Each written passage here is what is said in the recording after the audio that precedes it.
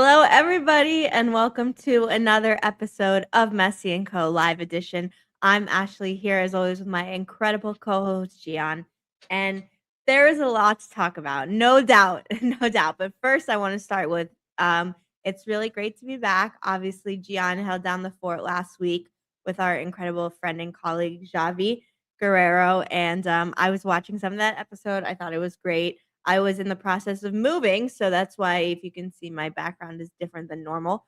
But I'm working on fixing my background so that my hair and everything isn't blurred. So everyone just stick with me. But before we get into Inter Miami game, before we get into all the extracurriculars and the fans and the this and the that, I'm gonna start with my question I always ask, which is how are we doing today, Gian? Happy Monday. Happy Monday, Ash. I'm doing good. I am doing very well. A lot of stuff to talk about, like you said, but Oh, we already have a looking lot of good. people watching. This is gonna be a big episode. Okay. Yeah, no, everything is good. It's good. I've actually I've been on.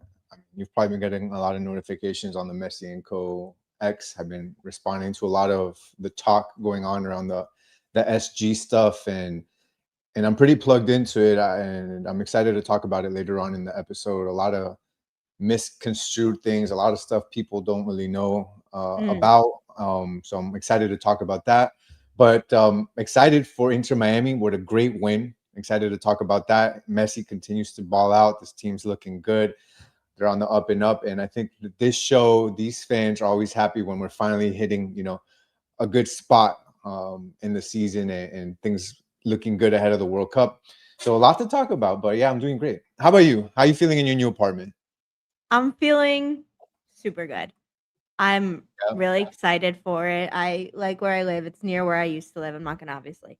We're not gonna share my address with everyone. I hope you understand. But I'm near or closer to uh like South Miami, Central Miami, where near closer to the stadium.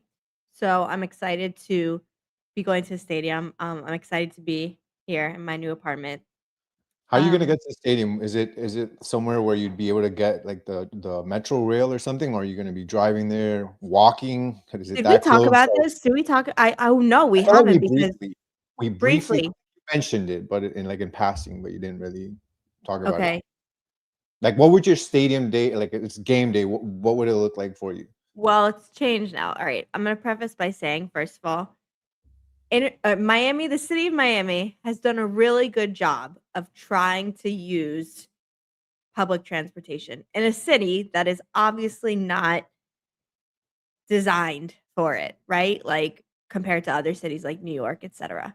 Um, however, when I was living much more north when I went to the game a few weeks ago, and I was like, let me park in the central garage and then take the rail, the tri-rail, the train that they set up. And it was a phenomenal experience. The train was full of Inter Miami fans, like all full as if it was a New York subway, full of fans, all wearing pink.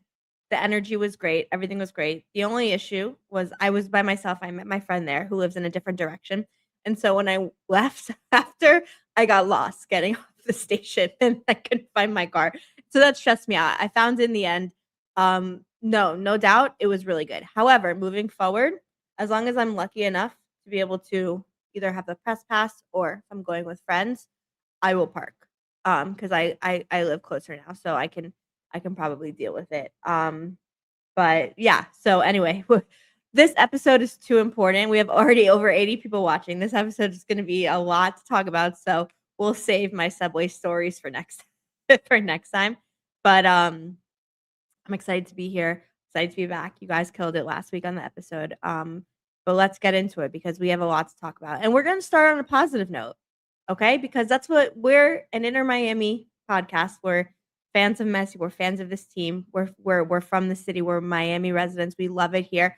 And so it must start on a positive note, which is that after nightmare match in Orlando, after some ups and downs and 4 winless appearances at the new stadium, Inter Miami finally won last night at new stadium.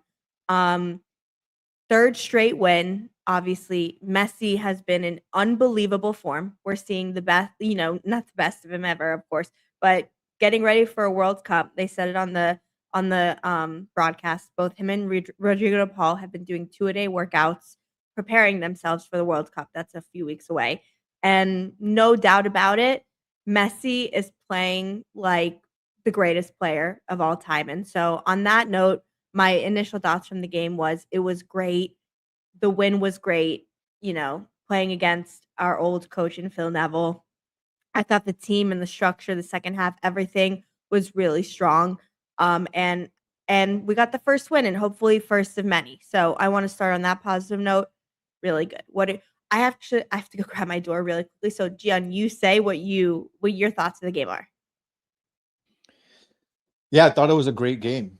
I mean, Inter Miami, 3 games in a row now, winning, getting their first victory at new stadium. I thought it was an incredible win and incredible um, performance, really. And you see a lot of these players really putting in the work, putting in the effort, and finally starting to look more and more cohesive. We saw that this team under Macherano wasn't necessarily always having the best games. They maybe didn't always.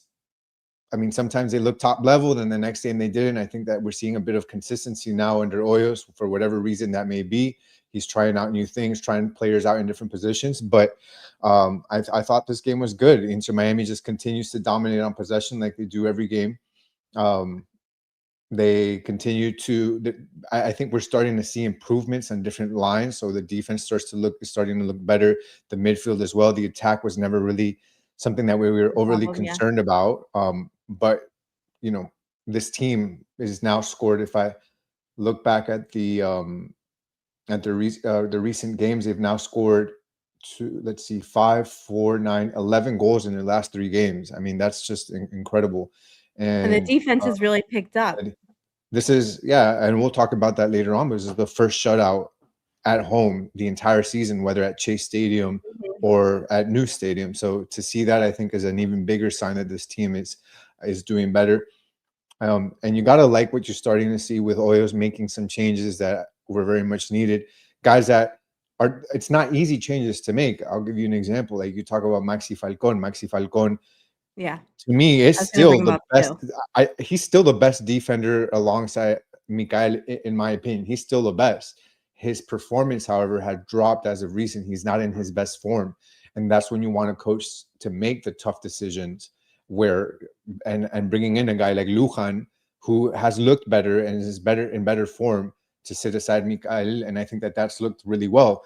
Making the change for the over $1 million guy that you brought in Facundo Mura from Racing, and putting in your homegrown Ian Frey is a bit of a tough decision. He's Yeah. done that. That right side has looked better.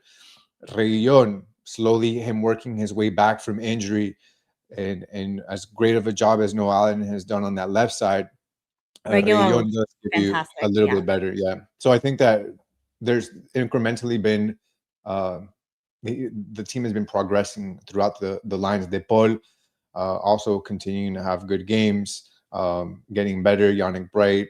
I mean, the switch from the double defensive midfielder now to just Yannick Bright in the back, I think, has been big for this team as well, and has helped them unlock a few things.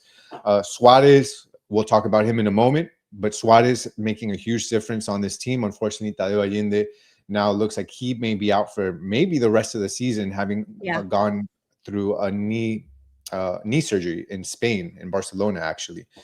So it looks like Suárez may just continue to be here unless some of his minutes go to Silvetti, but he has been a game changer. Also, so who would have thought that, right? I think that's pretty big too. So we'll talk about that as well. Agreed. Those are all good points. Also, sorry, I grabbed my hat. You were wearing a hat. I'm like, I want to wear my hat, and then I had to answer the door, so I apologize. Yeah. But here's my thoughts. I agree with, honestly, you said a lot of the points I was going to say, so I'm going to just really quickly recap, which is that, one, I agree. Maxi Falcon, I agree with you that I think he's such a good defender for us, and he has been so good and so consistent over a long period of time, but his recent form has not been good, so it was right to see the substitution for Lujan. Same thing with Mura, wasn't showing what we were hoping for to start the season. Put in Ian Frey, who we know can do well and can handle it. We'll see how that kind of balances out and shows itself. No, Allen, homegrown, so important, has done such a great job. But Sergio Reguilon, as someone who's a Tottenham fan who has seen him play for a lot of years, quality much better. And you can see now that it seems much more balanced on the field, right? Because you can see the midfield and Messi going both ways. Bertarame and Suarez are finding spaces. Bertarame gets another goal. All those things working together to put a really good product on the field. Um, and so we'll see, we have one more game until the World Cup. There will be a break, but then there's the Leagues Cup, and there's going to be obviously, the run towards getting the best record, playoffs, hopefully another MLS Cup, all those things to come. So we'll see how it shakes out over time. And it'll be interesting. But the person who is most important to everyone, including us, or I'll speak for myself, including me, um, has been living up to it, and someone who's only weeks away from beginning his World Cup title defense, and that's Lionel Messi. Because as you wrote, and it's so true, this is Messi's league, and everyone else is just playing in it. 11 goal contributions in his last 4 matches. It's no doubt the way he's playing, scoring, assisting.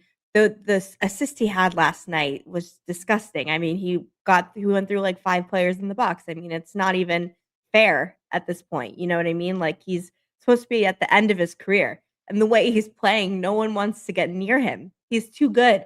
And so yeah, it's a pleasure, un placer to watch him play. That's the truth, to play for our team. And we're gonna get to obviously the other stuff in a moment. But just on the field, like he's the GOAT. Is there anyone better? Like it's just really, really sick to see. I mean, aging like fine wine, right? I mean, it's just incredible what he continues to do day in and day out, and he continues to get better. And it just also begs the question, like, is it in part also because of the World Cup? Is he just trying to do his best right now before the World Cup to stay in shape? Is he as you said, putting in all these extra practice Like a man sessions? I mean, possessed. Yeah. he's looking faster. He's looking quicker. He's looking more intense and in the zone. And look, you said it, like 11 goal contributions in his last 4 matches is just insane. It's honestly like insane. I'm looking at he has let's see, 6 assists and 6 goals. No, wait, no, is it? No, I count. My math is off. 2, 4. Let's say 2, 4. It's so many of them that that I actually need to pull out the calculator here. That's how good he's doing. He's got, in his last 4 matches, he's got 6 assists and 5 goals. 6 And assists and it's 5 no goals doubt when the in 4 kickoff happens games. each match, you're like, he's gonna score or assist. Like it's not even a question at this point. No, it's insane. It's insane. He's at the top of his game, and this team needs that. I think that it's not enough for him just to be good. He has to be excellent for this team to win. And I that agree can be with you. seen as a good thing. It could be seen as a bad thing, however you want to take it. But this team, as every team that basically, he's played for in his career, has relied on him heavily. And this team continues to do so. And I'll tell you one thing. We'll talk about him, let's see, in the next segment, but I may get a little ahead of myself here. One of the reasons why Messi has done Yeah. so well in this last 4 matches is he's got a friend of his that's unlocking his fullest potential, and that's Luis Suarez. Peanut butter and jelly, or It's just incredible. Like it's not just like Luis Suarez can create a magical moment out of nothing. We've seen that where he's got the ball at his feet and out of nowhere he creates the space and does what he needs to score off the volley, whatever you need to. But when you put him next to Messi, that gives Messi another outlet to be able to make passes, to find a player that can combine and associate himself with him. We see that even in that first goal. said it. Like he passes the ball to Suarez before Suarez gives it back, and then Messi gives it to a wide open Berterame.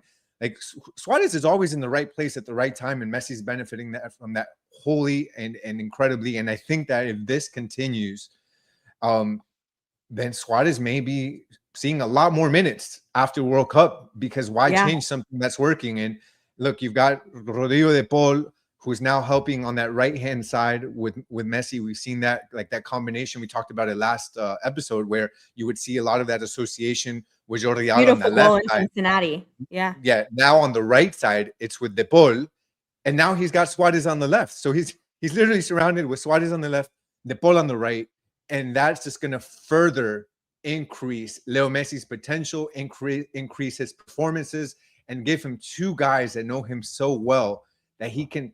That, I mean, people were complaining about no assists, right? Like what was it, a month ago? And now Yeah. he's got 6 in his last 4 games. It's not for no Like, don't reason. ask me Yes, for a good Messi is time. great, Yeah. but every player needs to associate with somebody. And when you got his 2 best buddies right there, it just unlocks Messi's fullest potential. And he's on his way to a second MLS MVP. Third.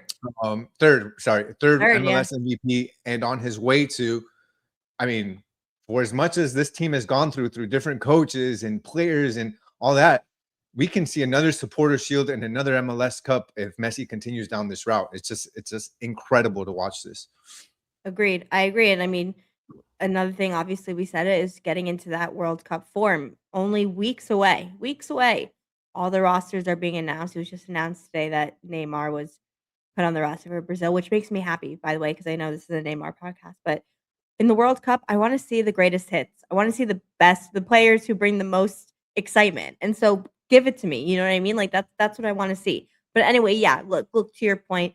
Messi has been incredible. And part you have to say, we talked about it in the beginning of the season that uh we didn't know what Luis Suarez's role was going to be. Initially he didn't even play in a couple games, and then he was coming off of the bench role. But I would say when we saw it, I was like, wow, he's not playing like someone who needs to be on the bench. He's playing. He seems to have a lot of energy. He's not getting tired or slowing down. He's being super dynamic. Some things that we weren't even seeing last season, we're seeing again now. And I mean, when Suarez is at his greatest form, we weren't sure if he was going to be able to play alongside Bertarame. I think they are playing well together, and I think the dynamic they're showing with Segovia, with Messi, etc., with De Paul is being great for creation. And with him starting, we're seeing all these goals, all this strong offense, attacking chances, etc. And it's great to see. I mean, Silvetti, when he's available, I think you'll probably see Segovia and Silvetti maybe taking turns or being rotated. We'll see. But yeah, it's Or as a I start, if not as a starter, Silvetti will probably take Suarez's spot when right Suarez off the needs to rest bench. the game or off the bench. Yeah, 100%. And I wanted to say one more thing about Messi. Messi had that free kick.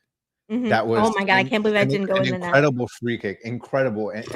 And James Pandemis from Canada, I don't know if I butchered his last name, Yeah. but I have seen that type of free kick go in 10 out of 10 times in No, it was football. like a Like 2% likely save. and I have, anytime I've seen that well of a perfectly placed free kick, I always make the comment to whoever I'm watching with, not even the best keeper in the world would have stopped that. That's not on the keeper. That if you place the ball there, nobody's gonna stop it.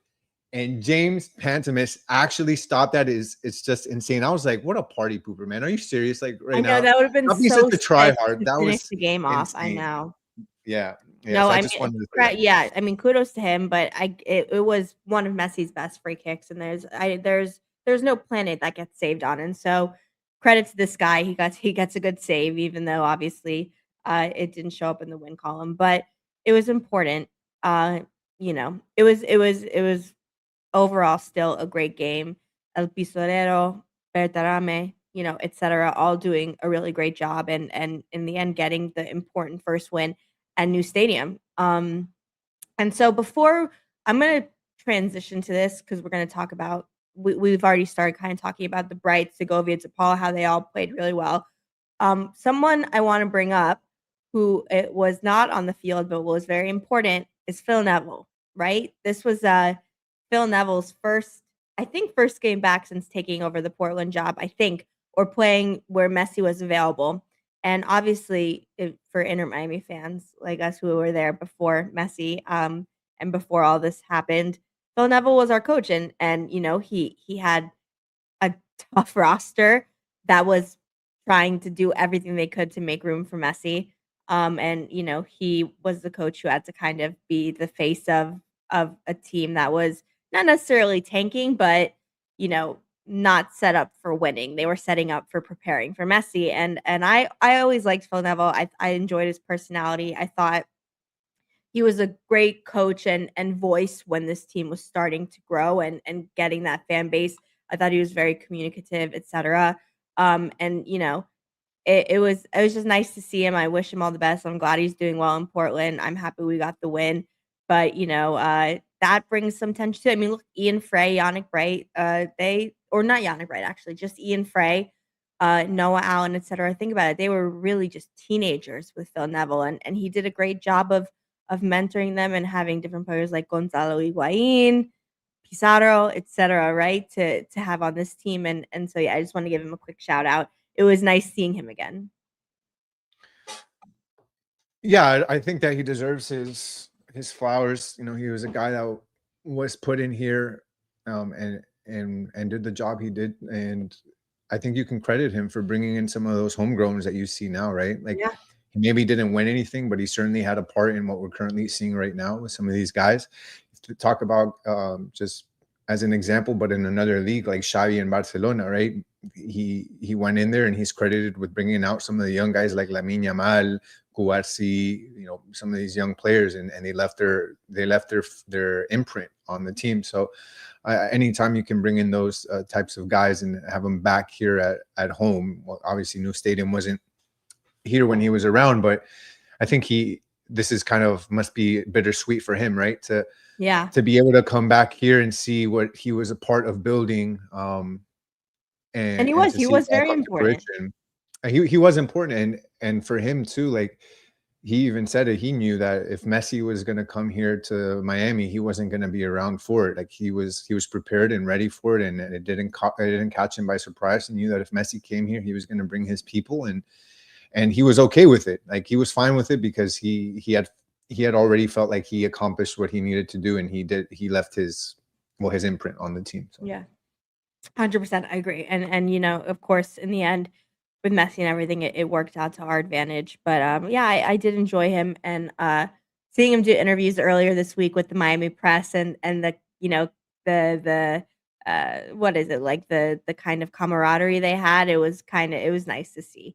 So anyway, yeah. We'll moving on to the other subjects, the supporting cast. We kind of talked about it earlier. A few players outside of Messi and Suarez who had very good games. Rodrigo De Paul.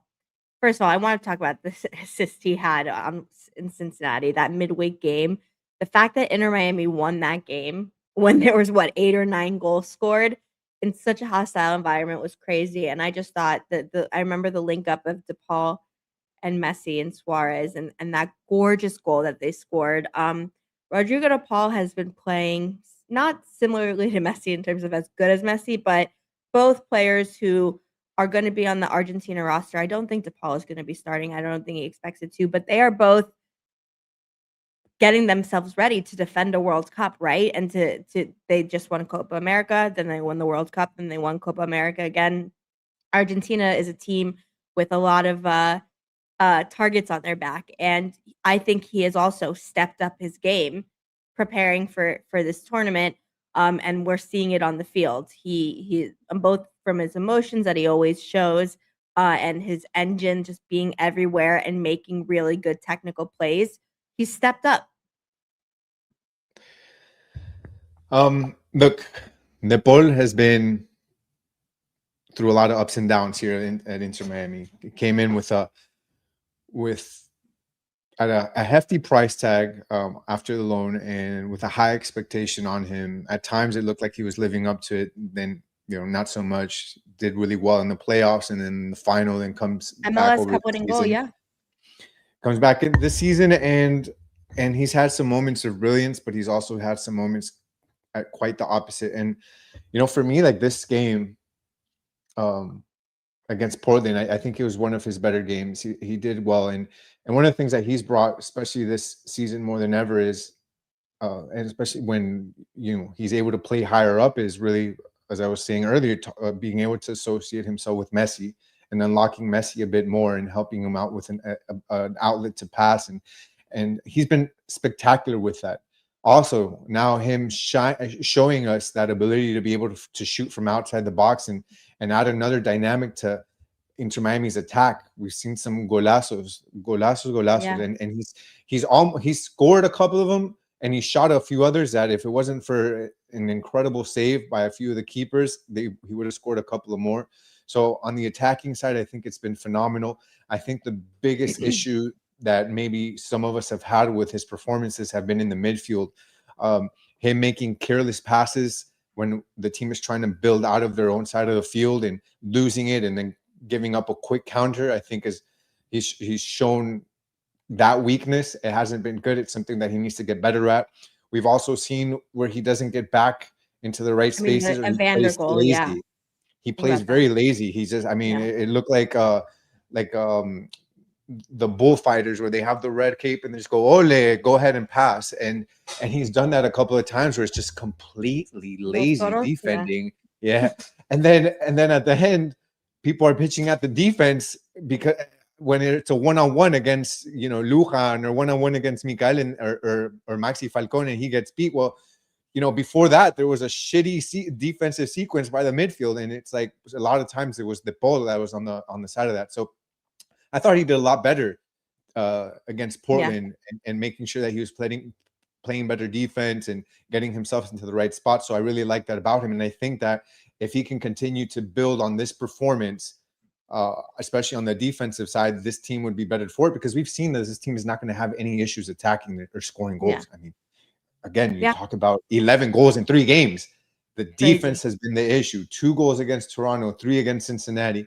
Their first shutout in playing at home this season, and it looked great. And I think that De Paul can continue doing that. And then Yannick Bright to me is a mini Caicedo, Moises Caicedo. I'll say it forever and always, because that's my favorite player right now, Moises Caicedo. He's so good, And yeah. and Yannick Bright just continues to be that destroyer in the back, and he's playing excellent. And Segovia playing excellent as well up top, just helping support that attack, and also helping in the midfield as well. So I really loved what they did, and they're a big reason. Not Messi shined, Berterame continues to build on his goal scoring performances, but these 3 really helped. Definitely, Yeah. they may have been outshined, but they low key played a great game. Yeah, I agree 100%. I want to give a couple honorable mentions. I think Dane St. Clair, for example, had a very good game last night. He made some important saves. If he's playing well and if he's getting the saves, that's all that matters. Defensively, I thought Sergio Reguilon, like we said earlier, was really great. First time I would say getting full meaning, his full 90 out of him was really great to see, and I think it helps tremendously. So a couple honorable mentions there. And in the end, it was a great win, and the first win at New Stadium, like we said, hopefully one of many. Um, but and it's been 30 minutes, so it's about time we get into the other subject, or maybe not, but I'll say and there was some other things that happened outside, or that was not on the pitch, that presented some mixed opinions of last night's game and Inter Miami in general. So I'll tee it up for you, Gian, which is that obviously we learned yesterday and we saw in the game that the Inter Miami La Familia fans were staging a protest after, and we had seen it in the previous games at New Stadium, especially when we remained winless, that the players weren't going after to applaud the supporter section that you normally see with teams, and that we had expected to see, especially in this brand new stadium. I think the team was they were really disappointed that they couldn't get those wins, and so you were seeing some of that frustration pour over. But last night, the game's winding down. We see the protests, and then we see the songs and the noise kind of come back up. You see some strong reactions from Messi and De Paul, not necessarily thrilled with the actions and the reactions of the fans. But overall, it's had a lot of people talking today about not the result, but rather sort of the relationship Inter Miami has with its fans. And so, Gian, is someone who I think knows a lot of people and who has been a part of, I'm a part of La Familia too, no doubt. We all are. We're big Inter Miami fans. That's why we started this before Messi. But I think you're someone who's much more keyed in than I am. You know people there, you've participated, you've seen the effort, the time, the people, etc. What's your overall thoughts about just, how everything kind of went down leading up to it, the game itself, the protest itself, and then sort of the aftermath we've been seeing? This is such a nuanced, Mm, um, complicated topic that has so many legs and things to talk about. So I feel like I could probably do a podcast an hour long about this. I'm going to start off with this. yeah. I'm going to start off with I've seen all of the social media coverage, the X coverage, and there's so much that's wrong that's being said. Mm, And clearly, a lot of people with no intimate knowledge of what's going on at the club, of what's going on with the supporters groups, have very big opinions about something they know nothing about. And what I also notice is there are people that don't understand the football culture. There are people that don't understand the passion that some live this sport with, the feeling they have. And it's something that because they don't understand, they're quick to criticize and they want to treat MLS like it's the NBA, like it's the NFL. They want it to be soulless. They want it to be cold. They don't want that passion that supporters groups bring. And look, maybe there's supporters groups up in Portland and up north that don't maybe have that Latin Hispanic flavor that comes from South America, or that European flavor that comes from from Italy and from Spain and England. Those the are ultras. supporters that Mhm. live the sport, they breathe the sport, they eat the sport differently than Americans do. And look, I don't think there's anything wrong with being a casual fan. You can be a casual fan. You can even have your season tickets and you come here and you just you go to the stadium to eat your hot dogs and spend time with your family, and you don't know what the difference between what an MLS season game is and a Leagues Cup season is. You have no idea what the Champions Cup is Just going about. to You enjoy don't Messi. Yeah. you don't know what a supporter shield even is. You have no idea. You don't know when they play. You don't know. You just know your season ticket says this is the time and you show up. Maybe you don't have season tickets and you just go once a year, and there's nothing wrong with that. I think that that's cool. You get to enjoy, and all you see it is as a sport for entertainment. Now, And on that's a the great other part of hand, American sports, by the way. yeah, The entertainment and going to things, that's great. and on the other hand, you have people that live and breathe this sport. And I'm not a member of the supporters groups, but I know everything that's going on behind the supporters groups. I know stuff going on behind the organization that a lot of people don't know. And these supporters groups are people that are come from the supporters groups in Argentina, from Boca Juniors, Racing, Lanús, River. These are people that lived and breathed it over there before coming here to Miami, that they were entrenched in it. People from Chile, from Colo Colo in Chile. They have people from Ecuador, from La Liga, Independiente del Valle, Barcelona. These are people that lived and breathed it. They came here and they've become part of this supporters group, entrenching the culture of the South American supporters group in here that is completely different than what American people are used to. They live it differently, right? And these are people that sacrifice their time, their money. I mean, do we think that those tifos that everybody loves to take pictures of and they say they're so cool, do they think that Siempre the hinchadas, contigo. Yep. yeah, do they think the hinchadas puts in an Amazon order and it arrives perfectly packaged and they just no. I've seen pictures, I've been sent videos of these guys at 2, 3, 4 in the morning Hours. in a warehouse painting these things. They think I've seen the stupid notion around people that have no idea what the hell they're talking about on social media, saying that that these guys profit and make money off this team. They don't make a dime off of this team. All the money that they make goes back into the team. How do you think that you can go as a fan? You don't even have to be a part of the supporters group.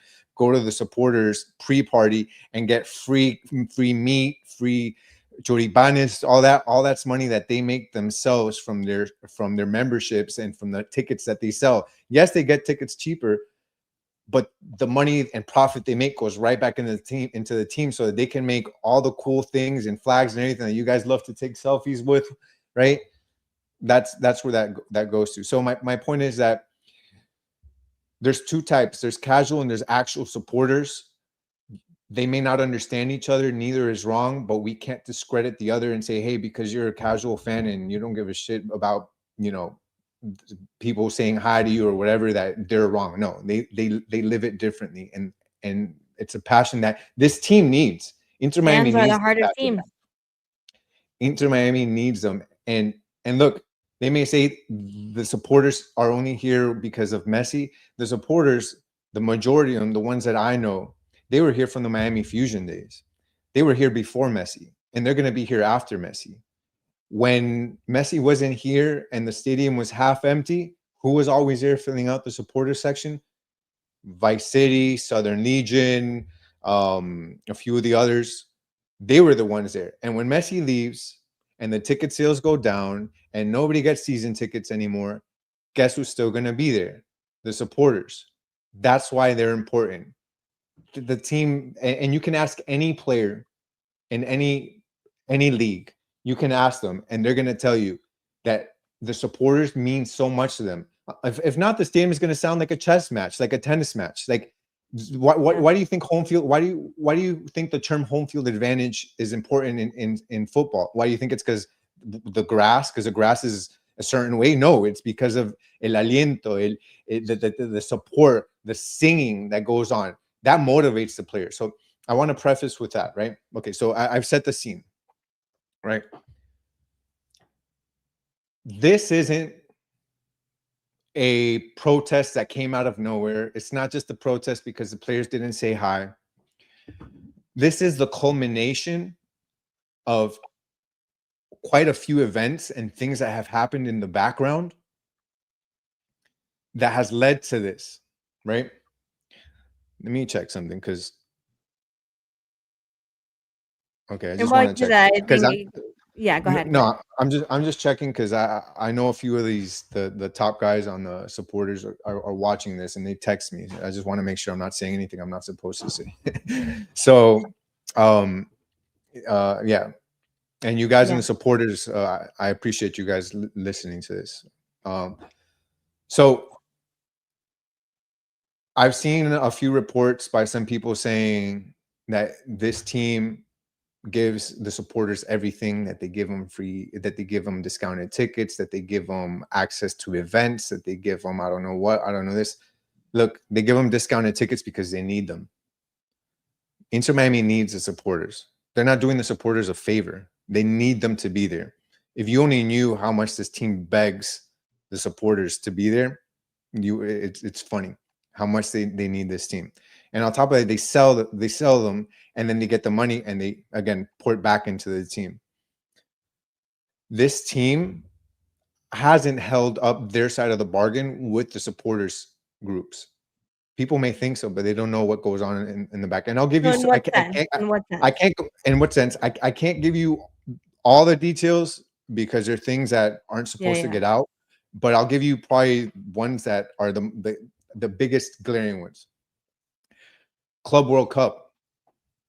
Did you see every team in the Club World Cup that came from Argentina or came from Brazil and filled the stadiums and had their supporter sections? Yeah. Do you know that those teams actually worked with FIFA to make sure that they were able to get those sections closed off and those tickets for their supporters? Did you see that Inter Miami in the first game, they opened Club World Cup at Miami in their home city? Did they have a supporter section? No. You know why? Because the team didn't do their job. They weren't professional. They completely screwed up. And Inter Miami was not able to get their supporter section for their I mean, such a big event. It's such a screw up. It's insane. That's one of them. Season tickets. This team is milking Messi so bad,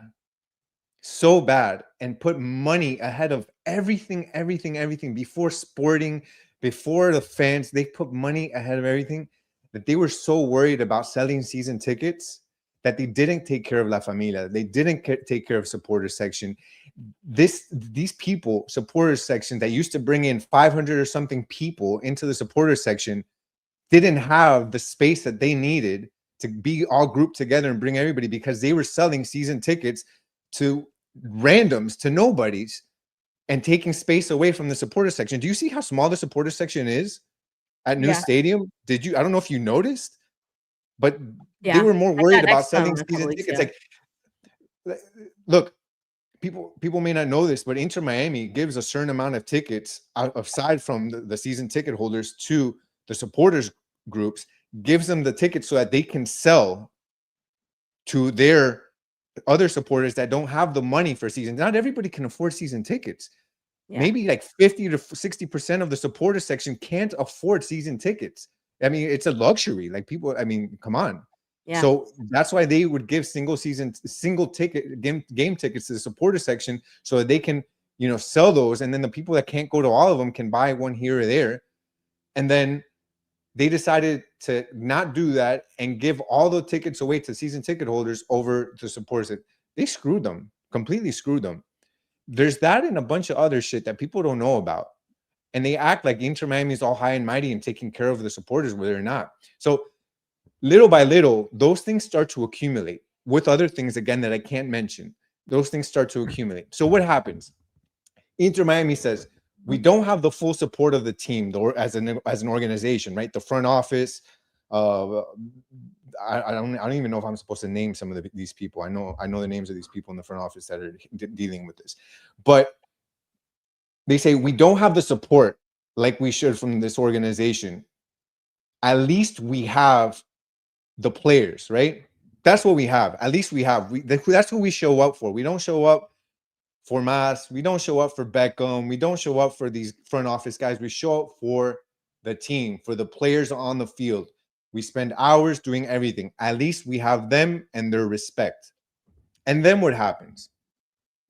The team doesn't acknowledge the supporters groups.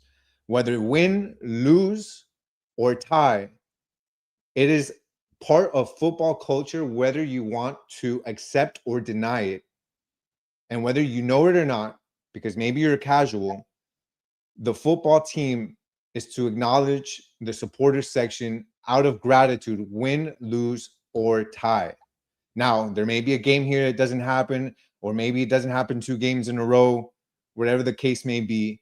But it's something that should happen.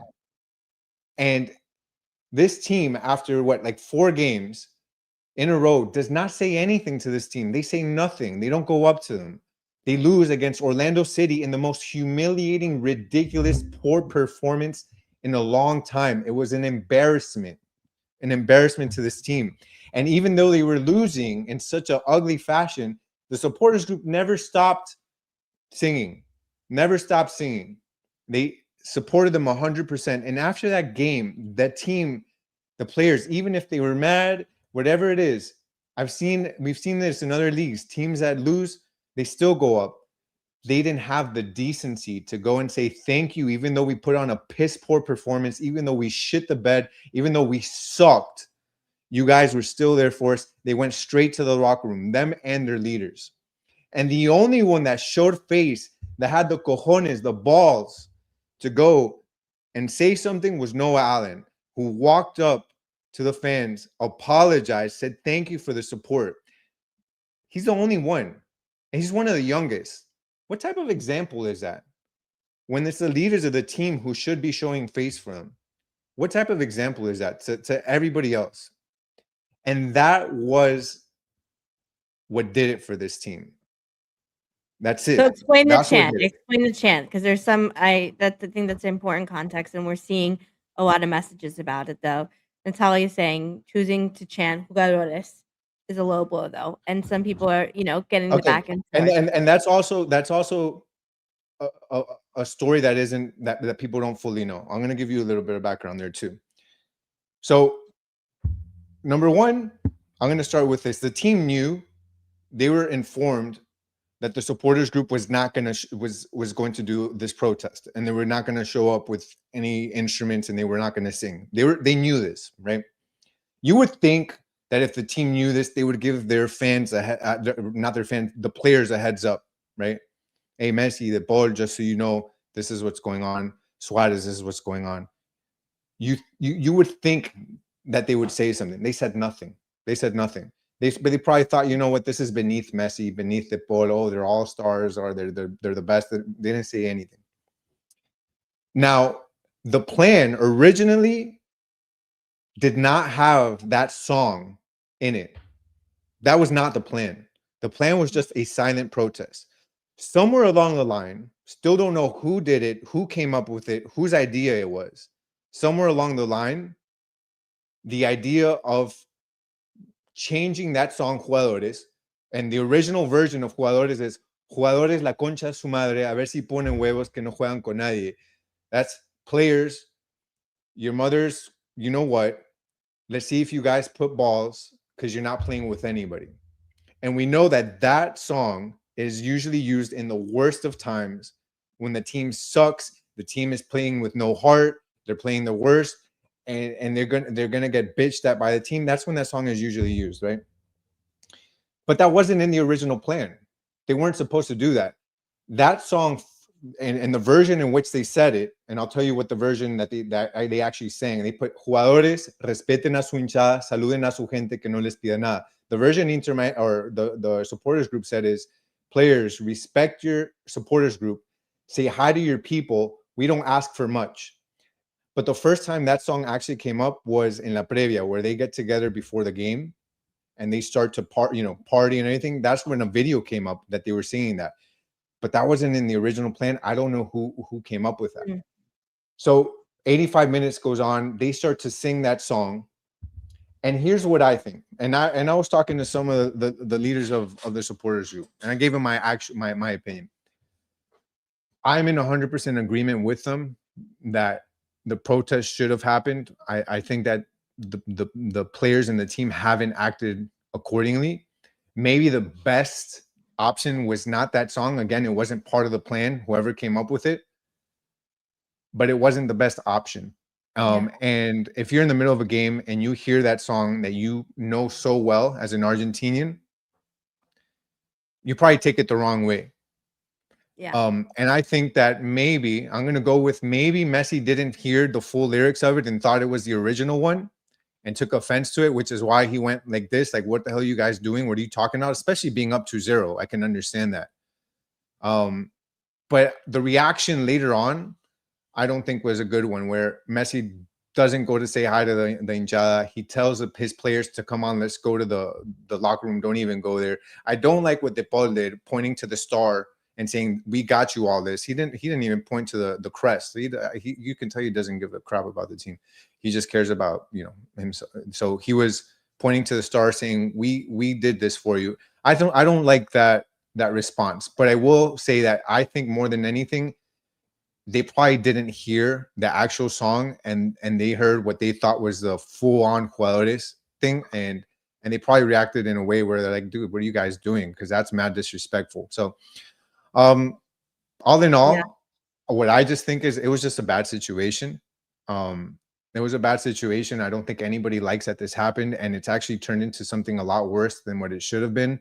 And I'll tell you one last thing. If the team actually communicated with their players, again, them knowing that this protest was going to happen, I think Messi would have understood and known what was actually happened. He would have known that the lyrics were not meant anything more than to say, hey, we need you guys to appreciate us more. I think Messi didn't even know that. And I think that the team didn't share that with him. And that's part on the team. So what happens now? They're going to meet this week. The team is going to meet with a few game officials, possibly the coach. I can't say who else. And they're going to have to iron it out. But there's been a rift. There's been a rift. and some within, not all of the supporters, but some of them have a lot of beef, especially with De Paul right now. I'll say there's a big Yeah. rift, and if this and the right thing should be amends need to be made next game, and you're gonna want to see De Paul, you're gonna want to see Messi go and applaud. I'm not saying that they gotta go shake hands and they gotta hug them, but they need to applaud because they both need each other. The supporters need the players, and the players need the supporters. It's mutual. They both need each other, and if this team is gonna succeed, I think everybody needs to be in a good spot. But it is not a good scenario, you know. Mm, yeah. Well, I think that was really great in-depth explanation, and I think to your point, it's a delicate and tough situation to see, especially with the World Cup in a few weeks, because Messi and De Paul are obviously going to be leaving for the World Cup, and the team and the MLS is going to be paused, and it could take a while before there's more communication and more consistency, and so it's ill timed. I think some people are making the comment like this, which is that like with how great Messi is, think they still owe us more. I think it's less that and more just that like the relationship between fans and the team and the community is supposed to be strong. And look, I No, think I think when no matter Messi how embraced, big you are, yeah, respect is always to be given. It doesn't matter. Look, I'm a Messi fan. Have been following his entire career, right? Since yeah, Barcelona. I have his shirts. I'll always root for Messi. De Paul is a bit of a different story, but Messi always been his fan. But this is a sentiment that I think a lot of people, especially in the supporters group, share. And I share it across all my sports, not even football. With Miami Heat days, even with LeBron and Wade and Bosch, and I wish I could say something about the Dolphins, but there's not much to say there. mm, But it's a sentiment I share across the board, and it's this: no player is bigger than the team. Players come and go, but the team will always remain. And that for me, it's always been like that. I always follow the team. And if you play on my team, I'm a fan of yours. But I'm not one of these people that glaze on players and I change a jersey if they play somewhere else. Like, and at the end of the day, Messi falls within that category. Like, Messi is the best to ever do it. Love him. He's great, he's but he's brought a not lot to bigger. Miami, yeah. He's not bigger than the club. He will leave and he will go to the front office and he will stop playing for this team. And same thing for De Paul and the same thing for Suárez. But I'm just not going to glaze on these guys as much as I enjoy watching them play. But it's the club first, Inter Miami. And if you're casual, you're not going to understand that. And I can't blame you that you don't live it that way. But for these guys that are supporters, they live it that way. And respect is always has to be given, no matter how many MLS cups you bring, no matter how many supporter shields. You have to be thankful to the supporters group, and that is how it is. It doesn't matter. There's nothing else. Yeah. Well, so hopefully, like we said, we have a game next week, and we can see there's going to be talks this week with the team. Hopefully, we can move past it and enjoy the fruits of everyone's labor, right? Because we know, especially on the field, Messi has been everything we've asked for and more over right on the field, and so that's been great to see. It's about improving and creating that connection with the fans and with the support that you really want to see. This is good context though. Not that big of a deal. In the 70s and 80s, they brought guns to scare the players and urge them to win. Yeah, well, we're not in that situation, thankfully. It's a little bit better than that. Um, it's It's I think about I don't understand. I really don't, guys. Like, I don't understand the disconnect here. Like, what doesn't connect for you guys? It's simply saying, it's a very simple message. It's, we don't ask for much. We're not asking you guys to come sign jerseys for us. We're not asking you guys to take pictures with our kids. We're not asking you guys to attend meet and greets with us. All we're asking is for you to acknowledge everything we do for you guys. The same way that we support you and we celebrate because you win those titles for us, we want you to acknowledge us. Just look in our direction and freaking clap after the game and say you acknowledge all the work that we put in, to create the environment that helps you. And you guys think it doesn't, like, you genuinely don't think the supporters have anything to do with them winning? They do. Every team needs a supporters group. Like, I just don't understand the disconnect with you guys. I really, really don't. Like, it's not a difficult concept. Now, if you want to talk about it wasn't the best song to sing, okay, like, I'm not gonna debate you. I mean, I said it. I don't think it was the best thing. I even shared it with some of these guys on supporters. I was like, maybe you guys should have chosen a different song, because whether they heard or didn't hear the lyrics, any of them is going to recognize the tune and the jugadores part, and they're going to assume, so maybe that was wrong, or maybe it wasn't the best. Again, it wasn't part of the plan. It was supposed to be a silent protest. And then somewhere along the line, someone decided right before the game to start singing that and made that up, and they did it. Shouldn't have been done. I agree with you. But there's some disconnect with some of you guys that you don't understand why the team is like as a supporter, why they're pissed. Like, I think it's very clear. Dude, just acknowledge us. That's it. Clap. Like, we're doing a bunch of shit for you guys. Come on. Like, Yeah. I don't get it.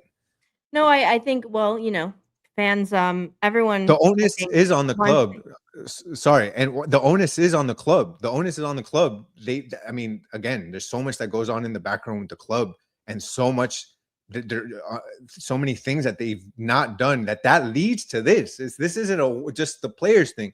This is a series of events and poor management by the club, and then culminated with players that don't that feeling unappreciated by the players. All of that culminates to this moment in time that could have been prevented if the club would have done a good job. And look, even Berterame in this, Ash, I don't know if you saw it, even in the post game, Berterame said the fans are right. He sided with the fans. Yeah. And I'm not going to say who, but someone in the front office also has sided with the fans. It's not public. I can't say it.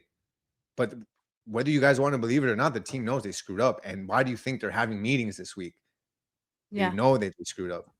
Sorry, I won't interrupt you, Ganesh. Sorry, go ahead. No, that's okay. No, it's okay. Look, I mean, I think, like I said, it's valid criticism, I think, for fans to want to feel appreciated and important. The team has given us a lot, but we give a lot to the team, and especially the supporters more than others, the time, the energy, all of those things. It makes a big deal and makes a big difference. And I think, like we said, the front office is obviously, you say wanting to get that to why not sign to ownership, etc. I think it's difficult to get to front office and ownership more than maybe people realize. And obviously the first layer of defense for the club is the players that are on the field. And so it's part of, the price that comes with being, we've seen it across a lot of sports, being a professional athlete and being a representation of the team. What you put out is what you get. And all I can say is that hopefully we see the resolution and we see the improvement, because we have a beautiful team, a beautiful stadium, and a beautiful community, and you want it all just to come together. So, that's what we're just hoping and moving toward, and hopefully this meeting will be positive and good, and we can move back to that good feeling. Yeah, I think that's in the best interest of everybody. Right now, the players are pissed. Right now, the supporters section is pissed. As I said before, they both need each other for this team to be successful. They both need each other to have the group a great environment at new stadium, for the fans that aren't part of the supporters groups to have fun and enjoy, and hopefully in this meeting something good comes out of it. And again, it's an unfortunate situation that it had to get to this point, but I feel like the team will be better for it. Yeah, hopefully you Once just they move once they forward, get out of right? it. Yeah. Yeah. Agreed. Well, I think, we've said all we could. I think you explained it really well, and you gave a lot of context. I think some people will get it on that level, some won't. Again, they hopefully the team handles it better, meaning like the front office and the team. Hopefully the players get the understanding, and hopefully, the support is brought back on, and we'll move from there. And as always, thank you everyone for watching. Thank you for all the incredible comments and the discussion, and look, people having really strong feelings and things to say. That's part of being a fan, and that's the best thing, right? Even we could all agree to disagree. It's a great way of putting it. People can have their opinions. For sure, Inter Miami could have handled the fans could have handled it better. Inter Miami could have handled it better. Everyone, emotions run high. The feelings grow. I will say this is not happening. Messi's not going to leave after the World Cup. Messi's not going anywhere for a little while. That He's not going in. There's nowhere that he yeah. would go. He's not going back to Barca. He's not go. He doesn't want to play in Argentina, No, and he he's wouldn't. created a great He home wouldn't. and thing here. He wouldn't play with another European team, and he's not playing with another MLS team. This is his team, quite literally his team. He's got an ownership, stake in it. So, I think they'll be fine. I'm not. Yeah, I think this I'm is not worried part about of this team.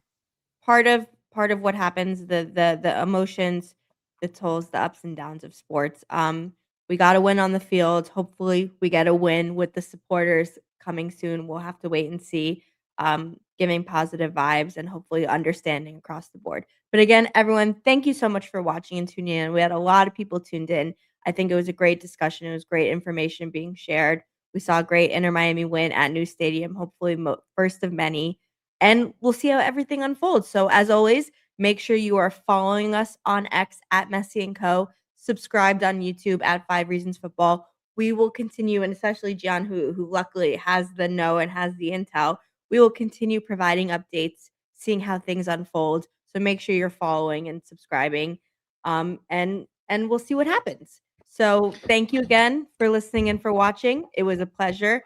And yeah, so for this episode of Messi & Co., I'm Ashley. That is Gian, and we will see you next time. You guys rock.